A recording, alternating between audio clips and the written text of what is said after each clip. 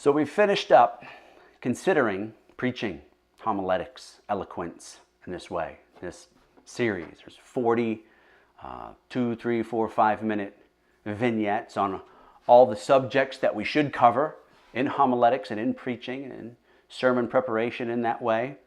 Of all of the things that we've talked about, that I've gone over, one thing I think is most important.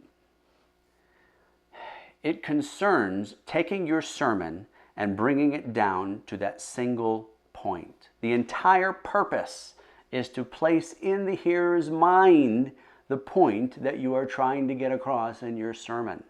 It ought to be not shallow. It should be as deep as the Scripture will allow.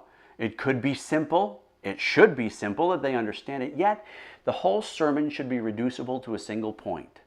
So remember that when you get to the end of your sermon, when you get to the end and you're done and you're complete and it's Saturday night, you should be able to think to yourself in your easy chair, wherever it is that you're sitting and musing over your sermon, that your sermon is about X, that one simple point. And that's what you want to communicate to your hearers. I find that to be one of the most neglected aspects of preaching today, because it's just so all over the place and so unstructured and so unthought through.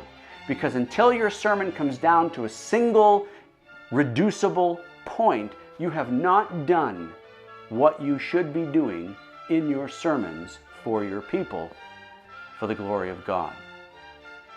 Check back. There will be other videos for pastoral theology or preaching or other things that are important that we'll post.